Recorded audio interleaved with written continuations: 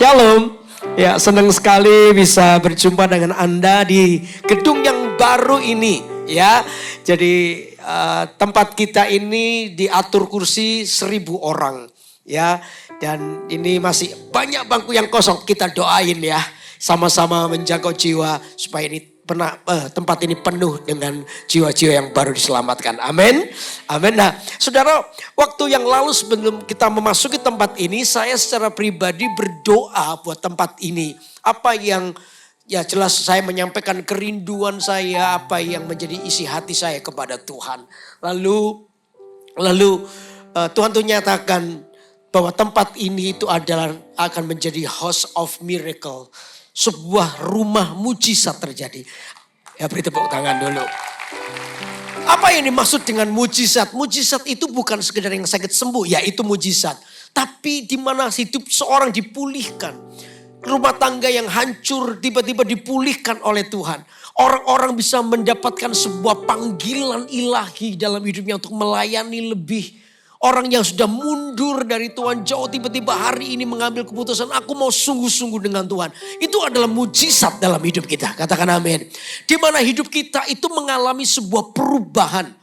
Dari satu titik ke titik yang berbalik. Dan saya percaya bahwa Tuhan tuh mau memberkati kita dengan itu. Amin. Nah, setelah itu saya menerima itu, lalu Tuhan bilang, saya bilang dengan Tuhan, apa yang menjadi tanggung jawab kami, yang harus kami lakukan. Saya percaya Tuhan tuh pasti melawat kita. Tuhan tuh pasti melawat kita. Cuman ada bagian di mana gereja harus melakukannya. 3 hal yang harus kita bangun. Ya, kita janjian sama 3 hal ini. Yang pertama adalah kita bangun hadirat Tuhan di sini. Hadirat Allah itulah tempat di mana tadi saya bilang bahwa yang menjadi tamu itu kita sebenarnya. Pemilik daripada rumah ini adalah Yesus Kristus. Kita datang untuk memuliakan namanya di tempat ini. Karena itu tidak ada satupun yang menonjol. Bahkan termasuk saya aja. Gak boleh. Kita tuh semua sama-sama. Satu audiens. Waktu gereja memuji Tuhan, menyembah Tuhan. Satu audiens, yaitu Tuhan memperhatikan Anda. Kita semua sama termasuk saya. Ayo sama-sama kita menyembah Tuhan. Kita cari Tuhan di tempat ini. Kita memuliakan Tuhan. Dan kita izinkan hadiratnya ada di sini. Dan itu yang akan melakukan mujizat dalam hidup Anda. Amin. Lalu yang kedua adalah kasih. Ya, kasih nanti akan dikhotbahkan bagaimana gereja yang penuh kasih. Kita rindu gereja kita adalah gereja yang penuh kasih. Gereja yang sungguh-sungguh bukan lagi mementingkan diri, tapi kita mengasihi. Baru yang lalu kita melakukan sama tanggal 7 ya. Tanggal 7 kemarin 2 hari yang lalu ya. 2 hari yang lalu kita memberkati kota Balikpapan. Kita bawa bingkisan-bingkisan buah yang Rp25.000. 1.000 bingkisan. Saya minta jemaat 1.000 bingkisan. Ternyata yang datang, yang dikumpulkan itu 2.000 lebih. Beri tepuk tangan dong. Saya sampai waduh banyak banget nih. Akhirnya saya dibagi 2 bed ya. Bed 1 kemarin tanggal 7, nanti bed 2. Bed apa? Batch 2. Batch 2 itu nanti tanggal 11 Desember. Ya, kita akan masuk lagi ke rumah sakit, kita akan bagikan. Dan saya banyak terima kesaksian bagaimana orang-orang yang kurang perhatian mendapatkan penghiburan. Apalagi kalau kita datang dengan spirit kasih. Kita mengasihi Tuhan. Small thing, sesuatu yang kecil. Tapi ketika Anda lakukan dengan kasih. Ya, bukan hanya orang, tapi kita jemaat pun, saya melihat jemaat itu excited banget. Ya, gereja kita akan terus bergerak di situ. Biar gereja kita jadi terang buat orang lain. Amin. Lalu yang ketiga adalah membangun kekudusan. Ini penting untuk Tuhan bisa bertakhta di atas hidup kita, gereja kita. Maka kekudusan harus dibangun. Kayak yang lalu saya dengan istri saya berdoa. Saya bilang dengan istri saya gandeng tangan istri saya waktu kami lagi berdoa. Saya bilang janjian ya sama aku, sama kamu ya, janjian. Tidak ada skandal ya. Di GMS tidak boleh ada skandal. Ya, ada sandal jepit dan sandal swallow ada. Tapi gak boleh ada skandal. Saya bilang dengan para full timer, janjian sama saya ya. Tidak ada skandal di GMS. Jadi hamba Tuhan jangan mata duitan. Jadi hamba Tuhan jaga kekudusannya. Amin. Tetap murni melayani Tuhan untuk selamanya. Saya percaya kalau kita bangun bersama-sama ini. Ayo, saya percaya mujizat akan datang di tempat ini. Amin. Nah, untuk itu sepanjang hari ini saya akan khotbah soal topik yang pertama. Hadirat Allah. Ya. Dari sisi satu saya bilang dari nyanyian biasa kepada kemuliaan Tuhan. Mereka itu sepakat nyanyi bersama-sama nyanyi. Lagu itu biasa, lagu itu ciptaan manusia, gubahan manusia. Tapi ketika kita nyanyi dengan sungguh-sungguh, yang Tuhan lihat itu bukan lagunya, tapi yang Tuhan lihat kesungguhannya. Katakan amin. Kesungguhan artinya itu yang mendatangkan kemuliaan. Tadi pagi saya ajari jemaat bagaimana datang beribadah simple aja. Ayo semua sepakat mereka datang kepada Tuhan. Ya nyanyi dengan sungguh-sungguh. Saya percaya waktu kita mempersiapkan hati kita, disitulah mujizat akan datang. Amin. Lalu yang kedua ini adalah ini loh. Hadiah terbesar dari pujian itu apa? Hadirat Tuhan itu sendiri. Hadiah terbesar daripada pujian yang kita lakukan dengan sungguh-sungguh itu apa? Ya hadirat Tuhan di hidup kita. Tuhan itu menyatakan. Ya, saya coba kita baca dulu, kita ulangi dulu ya. Kita baca ya di mana itu tadi di 2 Tawarikh 5 ayat 13 dulu. Ayat yang tadi pagi saya akan baca, yang saya bacakan tadi pagi. Ya, coba buka Alkitab kita. 2 Tawarikh pasal 5 ayat 13. 2 Tawarikh pasal 5 ayat 13. Oke, yang sudah ketemu katakan amin. Saya akan bacakan ya. Lalu para peniup nafiri dan para penyanyi itu serentak memperdengarkan paduan suaranya untuk menyanyikan puji-pujian dan syukur kepada Tuhan. Mereka menyaringkan suara dengan nafiri, ceracap dan alat-alat musik sambil memuji Tuhan dengan ucapan sebab ia baik, bahwasanya untuk selama-lamanya kasih setianya. Pada ketika itu rumah itu, yakni rumah Tuhan dipenuhi oleh apa? Dipenuhi oleh apa? Awan. Awan itu bicara soal hadirat Tuhan. Jadi waktu itu mereka beribadah. Mereka tadi pagi saya jelaskan tentang serentak memperdengarkan suara itu apa. Ya nanti didengarkan aja di YouTube-nya. Ya mereka nyanyi bersama-sama. Lalu ketika mereka nyanyi bersama-sama, Tuhan itu menanggapi. Tahu gak saudara waktu Anda nyanyi mulia. Gimana lagi? Itu kan gak hafal saya. Ini mulia berkuasa atas semesta, semua yang bernafas memuja, meninggikan. Waktu anak kita nyanyi ya, lagu ini digubah oleh saya lupa Redo atau siapa ya, pokoknya GMS Live Surabaya. Biasa, lagu-lagu biasa. Tapi ketika dinyanyikan dengan kesungguhan hati, maka tiba-tiba Allah itu melihat bukan lagunya, lagu itu cuma sarana. Tapi yang saya lihat adalah kesungguhan hati umat Tuhan. Katakan amin. Nah kesungguhan hati umat Tuhan ketika menyanyikan itulah, maka hadiahnya itu adalah ini. Terus ayat 14 ya, kita baca ya, 14 ya. Sehingga imam-imam itu apa saudara? Halo, apa baca? Sehingga imam-imam itu apa? Tidak tahan apa? Berdiri untuk menyelenggarakan kebaktian oleh karena awan itu. Sebab kemuliaan Tuhan memenuhi apa? Rumah Allah. Sampai dikatakan ya para imam itu yang menyelenggarakan ibadah pada waktu itu tidak tahan berdiri. Mereka sampai berlutut. Karena waktu itu di zaman itu ada satu benda yang tidak ada di bait suci yaitu kursi. Kita ini aja yang kursi enak ASEAN ya gereja modern. Tapi dulu gak ada. Jadi kalau mereka ini sampai menyanyi, menyembah Tuhan lalu sampai tidak tahan berdiri berarti mereka berlutut. Itu yang saya bilang tadi. Bahwa saudara kehadiran Tuhan itu ada 3. Yesus atau Tuhan itu disebut yang pertama adalah Yehovah Shammah. Artinya apa? Dia maha hadir. Di mall ini Tuhan hadir. Di rumah Anda Tuhan hadir. Di sekolah Anda Tuhan hadir. Maaf ya, di WC Anda pun Tuhan hadir. Hadir. Tapi di mall ini kehadiran Tuhan tapi tidak begitu dampak. Ya tetap orang masuk ke mall ya sudah. Gak terjadi apa-apa. Tapi kita tahu Tuhan itu hadir. Itu kehadiran yang pertama, jenis pertama. Lalu yang kedua adalah kehadiran di mana dikatakan 2-3 orang berkumpul di dalam namaku, itu aku ada di sana. Berarti itu ngomong soal ibadah. Berkumpul di dalam nama Tuhan. Tuhan itu ada di sana. Ada ibadah, kita percaya Tuhan itu ada di sini pun. Saya percaya, kita percaya Tuhan ada di sini. Betul gak saudara? Halo, amin. Tapi yang ketiga, Tuhan itu bukan hanya sekedar hadir. Tapi Tuhan itu lebih ke arah gini, melawat umatnya. Dia bukan hanya hadir tapi melawat umatnya. Nah kata melawat itu berarti Tuhan tuh menjamah hidupmu sampai Anda mengalami sebuah titik balik perubahan hidup Anda. Itu pekerjaan roh di dalam hidup kita. Nah sampai selevel itu. Makanya Alkitab tadi secara jelas fisikal disebut bahwa imam-imam itu tidak tahan berdiri karena awan kemuliaan itu. Sampai mereka itu merasa kalau berdiri itu mereka nggak layak dan mereka berlutut di hadapan Tuhan. Saat mereka tahu bahwa engkau yang layak diagungkan. Itu bentuk lawatan. Nah kita itu rindu hadirat Tuhan yang bentuk ketiga. Tuhan melawat hidupmu. Di mana Tuhan itu menyatakan hadiratnya dalam hidup kita. Sehingga hidup Anda mengalami sebuah perubahan. Katakan amin. Nah disitulah mujizat akan terjadi. Mujizat akan terjadi. Di mana perubahan hidup kita terjadi. Orang-orang yang mengalami kekacauan dalam rumah tangganya tiba-tiba hatinya diubah oleh Tuhan untuk belajar rendah hati. Orang-orang yang punya tabiat-tabiat buruk tiba-tiba Tuhan ubah hatinya.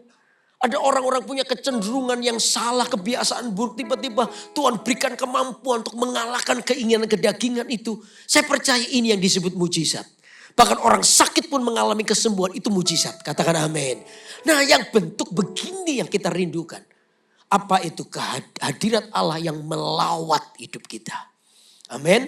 Nah tadi pagi saya sudah jelaskan bagaimana kita menghadirkan hadirat Tuhan. Tapi sekarang yang kedua, hadiah yang Tuhan berikan itu hadirat Tuhan. Apa yang dikerjakan hadirat Allah dalam hidup Anda. Apa itu? Oke, yang pertama yang dikerjakan oleh hadirat Tuhan itu coba di Keluaran 33 ayat 14. Tadi saya bilang. Keluaran 33 ayat 14. Kita baca ya, Keluaran 33 ayat 14. Yang sudah ketemu kata amin. Amin. Ayo kita baca sama-sama ya. 2, 3. Lalu ia berfirman, aku sendiri apa? Hendak membimbing engkau dan memberikan apa? Nah ini hadirat Tuhan. Dikatakan aku sendiri. Tuhan sendiri yang hadir di dalam hidupmu dan hidupku.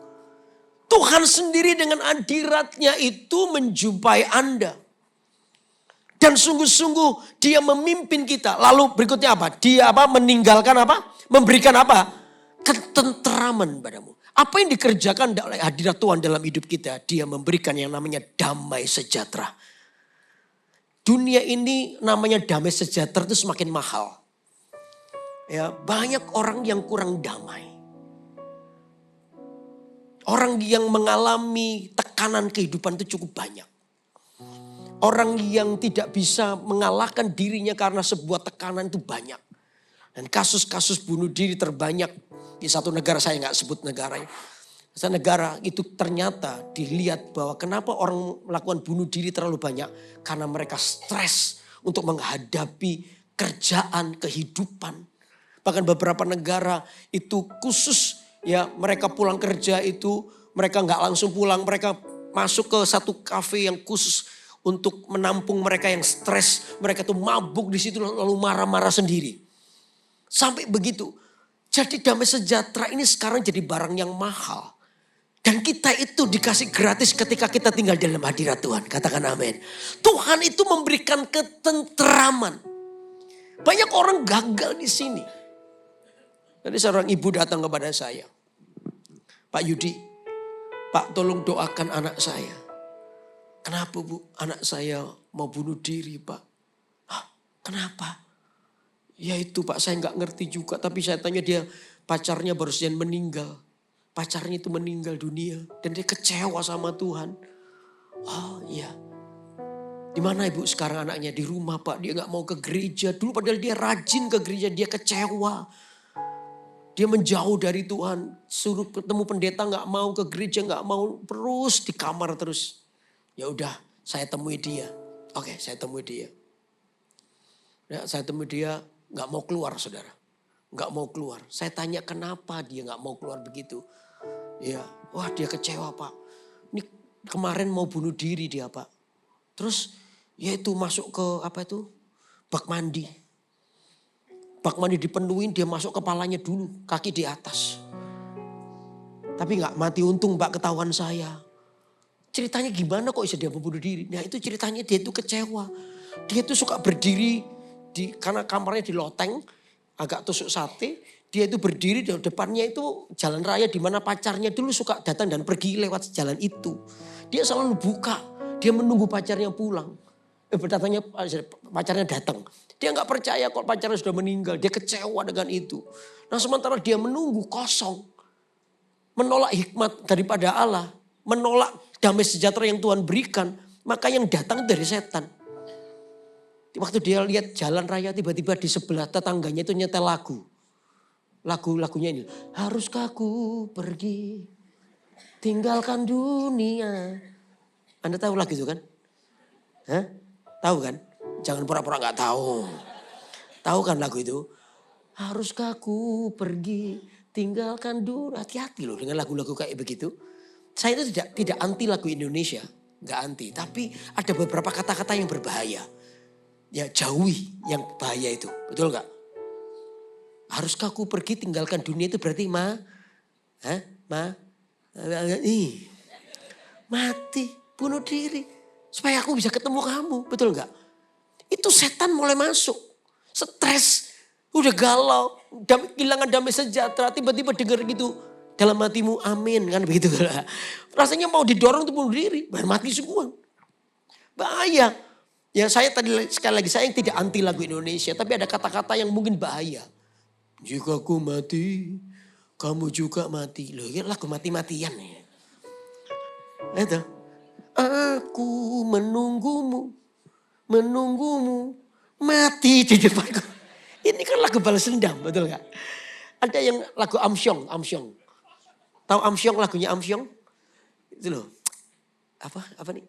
Aku terjatuh dan tak bisa bangkit lagi. Itu kalau orang stres ya, Anda stres ya. Dengar lagu itu, betul gitu kan? Betul gak? Itu kan aku terjatuh dan tak bisa bangkit lagi. Itu kan judulnya saya gantiin Delosor, betul gak? Udah jatuh gak bisa bangkit lagi. Aku tenggelam dalam lautan. Luka dalam, itu Amsyong kan. Itu kalau orang stres denger lagu itu. Tambah stres, betul gak saudara? Kata-katanya tidak bisa membuat orang jadi sadar diri. Tapi justru, lihat nih, iblis itu bisa ya lagunya tidak salah. Orang menciptakan lagu ya terserah dia. Tetapi bisa ditunggangi untuk kita ini tidak bisa berpikir waras gitu loh. Apalagi kita ini dalam keadaan tidak atau kehilangan damai sejahtera. Saudara sangat mudah untuk kita ini masuk dalam tipu daya iblis. Tapi kalau Anda adalah orang yang dekat dengan Tuhan. Kau bangun hidupmu dengan hadirat Allah tiap hari. Kau bangun hidupmu dengan hadirat Tuhan tiap waktu. Saudara mulai belajar untuk datang dengan kesungguhan hatimu kepada Tuhan. Saya selalu bilang gini, hubunganmu dengan Tuhan sudah tidak bisa diganti dengan apapun juga. Katakan amin. Hubungan intim kita dengan Tuhan sudah tidak bisa diganti dengan apapun juga. Termasuk apa? Sibuknya pelayanan. Saya selalu bilang buat hidup saya, sesibuk-sibuknya engkau. Kamu boleh sibuk tapi tiap pagi harus datang kepada Tuhan. Saya hari-hari nyiapkan ini ya. Saya terima kasih buat tim jauh lebih parah dari saya. Saya masih enak. Ya bisa pulang sewaktu-waktu, tapi yang tugas bangun lagi, bukan bangun ya. Yang tugas nyiapin gedung ini tuh kasihan banget. Aduh, ya. Tapi itu pun ya, saya kalau dalam kondisi capek sekali pulang, capek. Istri saya tahu, jam 4:30, 4:30 pagi saya bangun. Saya ngerti satu ini. Kekuatan pelayananku itu bukan karena saya pernah sekolah Alkitab, bukan, salah. Kekuatan pelayananku bukan karena saya sudah pengalaman 35 tahun lebih melayani Tuhan. No, bukan itu. Tapi kekuatan pelayananku itu di atas lututku ini loh. Tiap pagi ketika aku berdoa menengadahkan tanganku. Dan berkata, ya Pak. Ku kagumi caramu mencintaiku. Engkau ada di secerita proses hidupku. Di titik terendahku kau hadir Hidup mengangkatku, ku tahu kau tak menyerah atas hidup akan hidupku. Kita itu datang kepada Tuhan dengan sengaja. Kita datang kepada Tuhan dengan sengaja. Aku tidak mau dipisahkan dari hadirat-Mu Tuhan. Makanya itu tadi bilang kalau kita ini serentak. Kata serentak itu berarti sepakat, harmoni, simfoni. Untuk datang kepada Tuhan dengan sengaja, dengan hati kita, men-set hati kita dengan sengaja. Tuhan, aku boleh capek secara fisik, aku boleh mengalami persoalan yang begitu berat. Tapi satu ini, aku tidak boleh berpisah dari hadirat-Mu. Ini yang harus aku disiplin diriku. Untuk datang kepada Tuhan. Makanya saudara datang kepada Tuhan, hadirat untuk menjaga hadirat Tuhan dalam hidupmu itu perlu yang namanya kesengajaan. Sengaja. Tadi pagi saya bilang begini, kalau Anda mau masak itu ya, Anda tidak begini loh, berdiri di depan kompor lalu berkata, Tuhan turunkan apimu dari surga, sementara aku masak. Itu sampai besok gak masak-masak. Tapi masak itu harus di jam start. Dengan sengaja Anda masuk. Makanya di Mazmur 100 dikatakan masuklah melalui pintu gerbang. Kita tuh dengan sengaja masuk. Jangan kaget ya di gereja karena terjadi hujan lokal.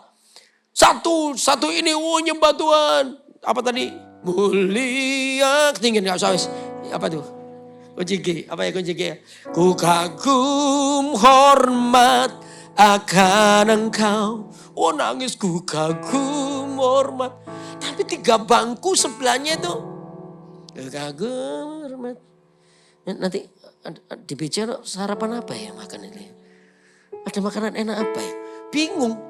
Gak ngerti. Nah kenapa terjadi di gedung gereja yang sama loh. Pemimpin pujian yang sama loh. Pemain musiknya sama. Apa yang membedakan? Masuklah tadi. Hadirat Tuhan itu perlu masuk. Dengan sengaja. Ayo itu dengan sengaja Anda men-set hidupmu untuk Anda mengalami yang namanya damai di dalam Tuhan. Jaga hadirat Tuhan dalam hidupmu. Dengan sengaja. Ayo aku dengan disiplin. Aku akan bangun hidupku dengan Tuhan. Capek-capek. Saya itu selalu merasakan nih, gitu. Kalau saya capek gitu ya, ngantuk gitu. Saya bangun, saya duduk sebentar supaya tenang. Ngantuk nih, capek.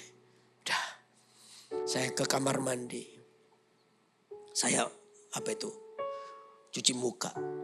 Saya duduk di ruang tamu. Jauhkan dirimu dari bantal dan guling.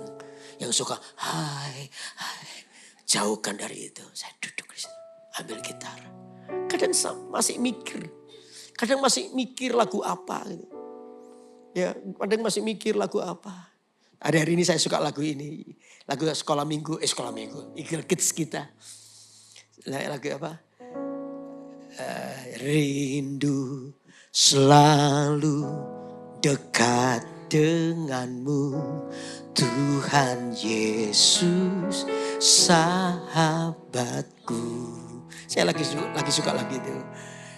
Engkau setia dan sangat baik, ku hidup karena kasih-Mu.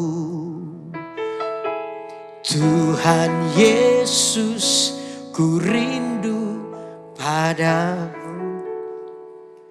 Setiap hari ingin bersamamu.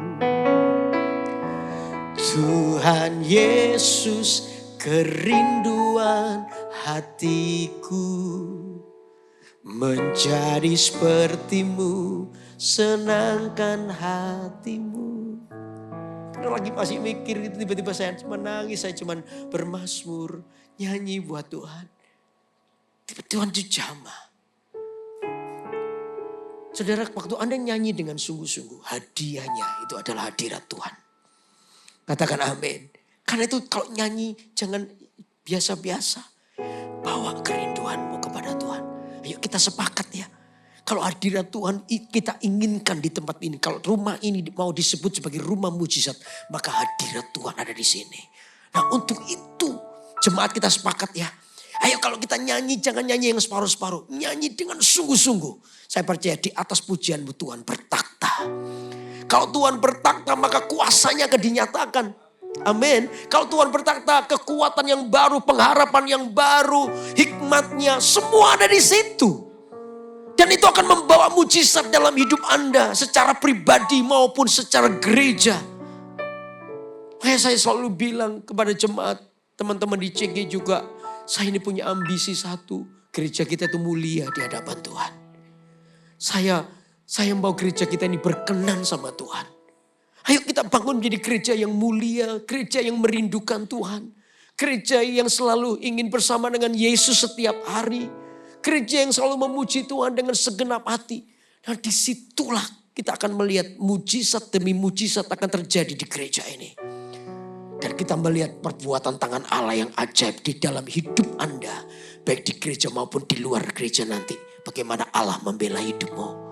Karena apa? Hidupmu penuh dengan damai. Ketenteraman Tuhan tinggalkan bersamamu. Karena Anda adalah orang yang memuji Tuhan. Amin. Lalu yang kedua, itu dia yang pertama ya. Lalu yang kedua apa?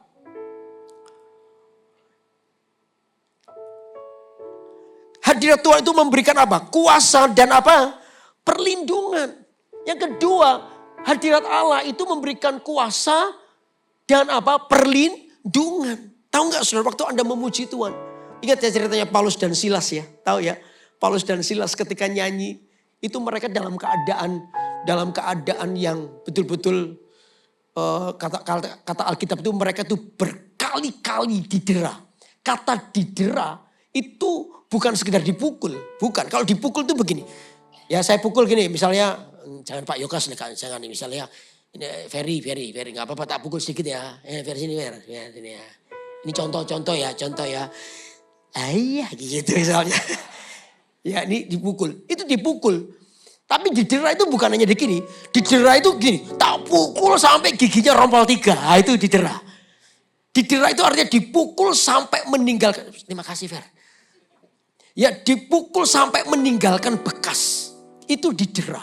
Jadi kalau dipukul biasa itu belum didera. Tapi berkali-kali didera. Itu berarti berkali-kali dipukul sampai meninggalkan bekas. Nggak tahu bekas itu bengkak di sinilah. Giginya copot 2 lah.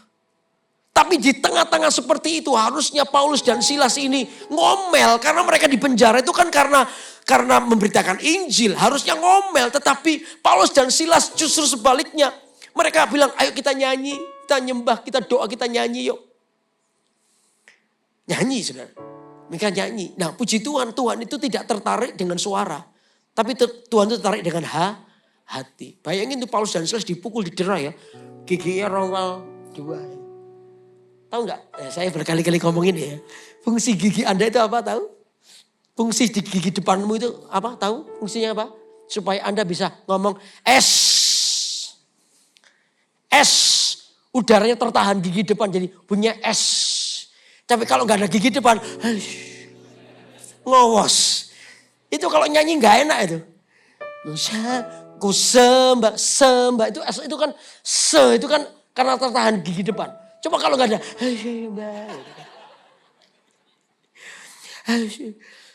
nah model begini Paulus dan Silas itu nyanyi dalam keadaan tertekan, mereka mengambil keputusan nyanyi itu dengan seadanya, dengan lagu yang dia bisa, terus suaranya juga apa ada, mereka nyanyi. Makanya yang fals jangan takut nyanyi buat Tuhan, tapi jangan jadi singer ya, di jemaat aja nggak apa-apa. Ya, karena Tuhan nggak tertarik dengan suara, tapi Tuhan tertarik dengan hatimu. Wih, justru ketika mereka nyanyi mungkin dengan air mata, ku sembah Kau Allah kuasa, tiada seperti Kau. Ku sembah Kau, mereka nangis, Allah kuasa, itu yang ku ingini. Wah mereka puji Kau, mereka nyanyi, mereka nyembah. Surga itu bergemuruh karena nyanyian pujian. Tahu gak saudara? Ketika seperti ini gak kelihatan tapi di alam roh. Ketika Anda nyanyi mulia. Tadi seperti itu surga bersuka cita. Nama Tuhan ditinggikan, katakan amin. Saudara nggak kelihatan ini cuma yang kelihatan ini yang ada, tahu nggak? Ada ribuan malaikat yang ikut memuji bersama dengan Anda meninggikan nama Yesus. Itu yang luar biasa. Suaranya fals, ya oke lah nggak apa-apa untuk kalangan sendiri. Gak apa-apa, tapi bagi Tuhan yang terdengar bukan suaranya, tapi kesungguhan hatimu itu loh. Itu yang Tuhan perhatikan. Lalu Tuhan buat mujizat terjadi. Belenggu mereka dilepaskan. Amin saudara. Kuasa yang terjadi, perlindungan terjadi. Tuhan tuh melindungi mereka. Dalam situasi apapun saudara, dia melindungi, dia berikan damai sukacita, dia melindungi hatimu, dia melindungi hidupmu. Makanya ketika Anda di tempat yang paling rendah, jangan jual Yesus, jangan meninggalkan Yesus. Kalau Anda tahu Anda bangun hidupmu dengan Tuhan, maka Anda menemukan sebuah yang namanya kebahagiaan. Kebahagiaan itu sama dengan Yesus ditambah 0, itu bahagia. Kalau ada harta, kalau ada gaji yang tinggi, Yesus ditambah gaji yang tinggi, puji Tuhan. Kalau Yesus ditambah gaji yang tinggi atau berkat yang banyak, puji Tuhan. Tapi kalau enggak ada apa-apa, Anda tetap, kalau selama Yesus ada di hatimu, Anda punya alasan untuk berbahagia. Makanya kan lagunya begini, hanya kau. Itu lagunya apa? Hanya kau yang ku cinta, hanya kau Tuhan Raja, ku ingin menyembahmu selalu. Betul gak? Hanya kau. Lagunya gak begini, hanya kau tambah gotiau, tambah kue tiaw, gak gitu saudara. Nggak, hanya kau. Sudah titik. Kalau ada yang embel-embel yang lain, puji Tuhan. Nggak apa-apa. Itu berkat. Tapi yang penting Yesus itu yang utama dalam hidup Anda. Kalau sampai nggak ada apapun, 0 pun, Anda tetap berbahagia. Karena apa? Yesus bersamamu. Disitulah perlindungan, kekuatan hidupmu diperbaharui oleh Tuhan. Dia berkuasa untuk melindungi. Maka hadiratnya itu ada di situ. Anda mengalami kebahagiaan. Karena apa? Kuasanya, perlindungannya atas hidup kita. Katakan amin. Halo amin. Itu yang kedua. Yang ketiga, apa hadirat Allah yang ketiga dalam hidup kita apa? Nah, hadirat Allah itu memberikan arah dan hikmat. Hadirat Allah itu memberikan hikmat buat hidup kita. Arahan. Saudara tahu nggak, iblis itu berusaha untuk kasih hikmat yang berbeda untuk kita ini, supaya Anda gagal. Supaya Anda salah. Kalau mengalami persoalan, hikmatnya selalu begini. Ayo kita kompromi sedikit dengan dosa. Gak apa-apa kan. Untuk menyelamatkan diri, nanti minta ampun sama Tuhan. Tuhan pasti ampuni. Itu hikmat daripada setan. Tapi kalau hadirat Allah ada di hidupmu, Anda akan menjadi orang yang memegang prinsip kebenaran dengan tulen. Kebenaran itu tidak ditentukan oleh keadaanmu. Baik atau tidak baik, Anda tetap hidup dalam kebenaran.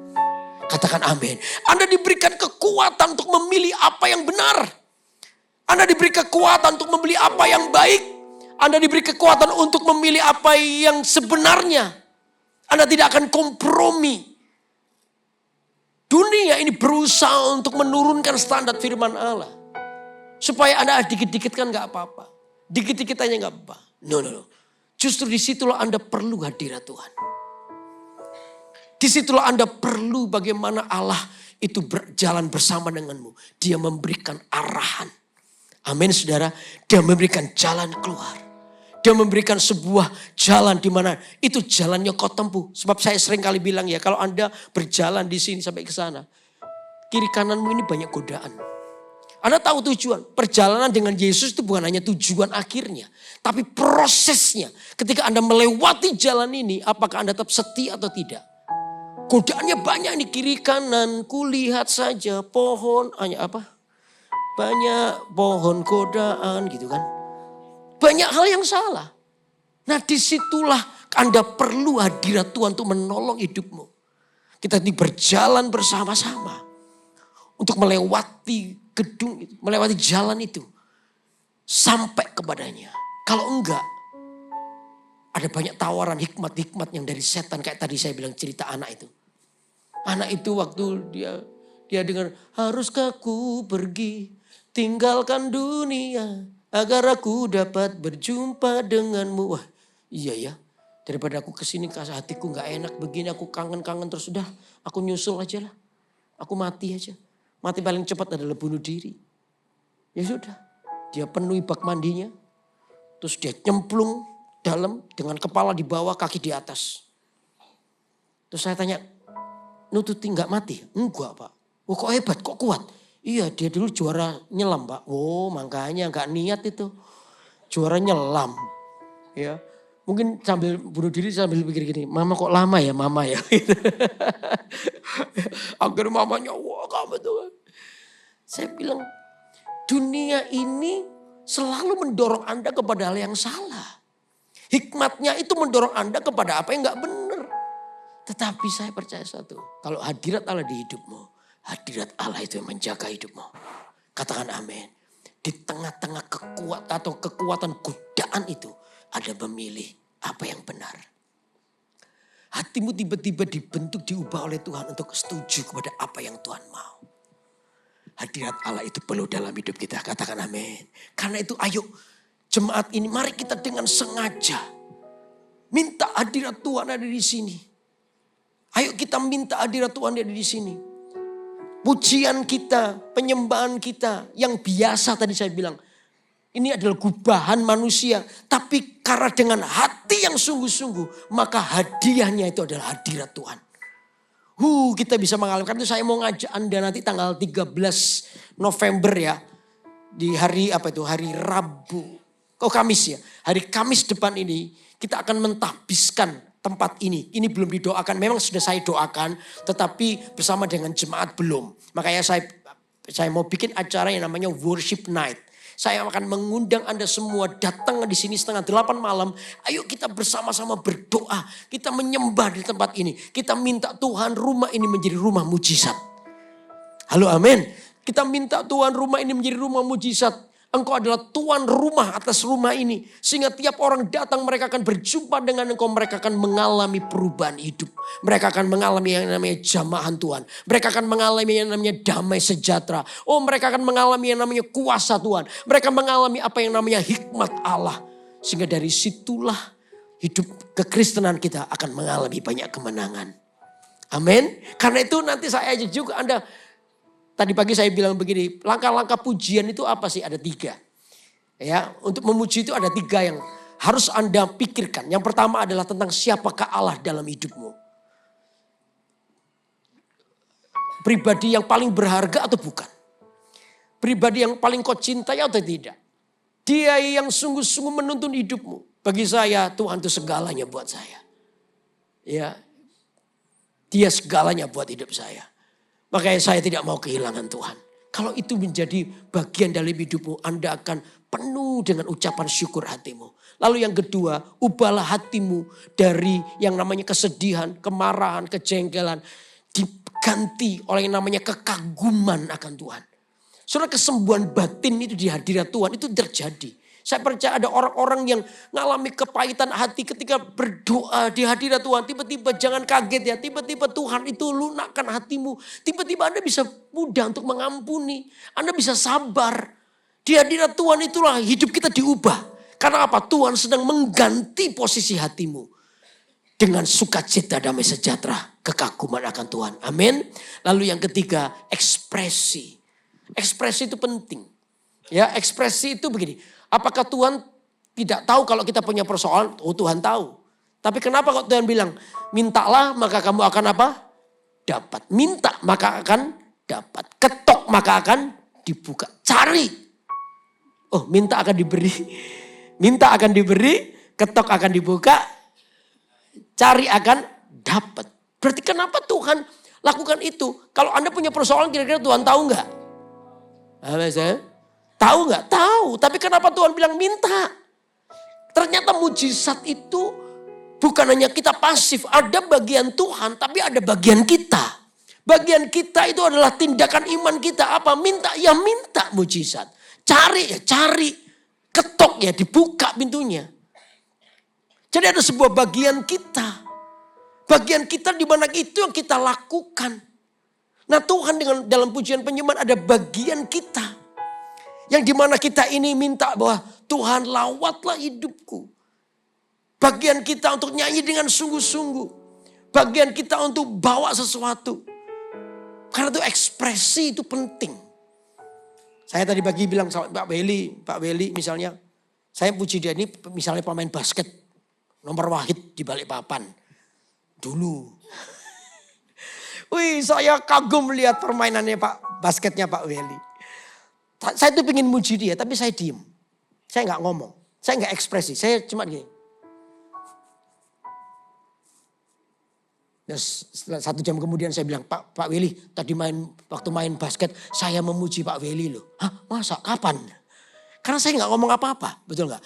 Tuhan itu bukan berarti tidak tahu. Enggak, tapi Tuhan itu sangat menghargai sebuah ekspresi jujur. Waktu memuji Tuhan, ayo kita belajar ekspresi jujur. Ekspresi jujur kita apa waktu memuji Tuhan? Apa? Angkat tangan misalnya. Angkat tangan itu tanda kerinduan. Anda rindu dengan Tuhan.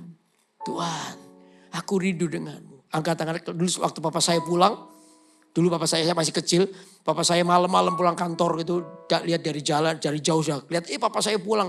Wih, saya itu lari sambil angkat tangan. Tanda saya kangen sama papa saya. Papa saya angkat saya, lalu gendong di pundaknya, jalan gitu. Wih, saya seneng banget. Itu tanda kangen. Angkat tangan itu tanda kangen, tangan rindu. Yang kedua, angkat tangan itu tanda menyerah. Angkat tangan. Dor pasti itu enggak. Tapi angkat tangan itu tanda menyerah. Ketika Anda angkat tangan, Tuhan, aku menyerahkan hidupku kepadamu. Angkat tangan. Tepuk tangan. Itu ekspresi juga. Tepuk tangan itu tanda kekaguman sebenarnya. Anda memuji orang main basket bagus. Wih, Anda tepuk tangan. Mungkin ini pujiannya nggak keluar. Ya, hebat, terlalu jauh.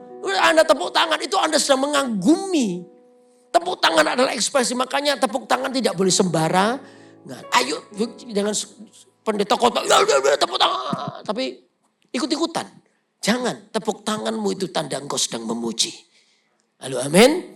Oke, yang ketiga apa? Melompat. Melompat itu bahasa aslinya aglalileo. Itu sukacita. Ya melompat gini sukacita. Melompat gini. Kalau di gedung ini nanti saya warning ya. Jangan loncat gini sama-sama ya. Nanti kita turun sampai bawah nih gitu. Bahaya gitu. Satu-satu aja. Yeah. Sukacita. Ya, kita enggak kacau kok. Enggak, sukacita. Apa tadi?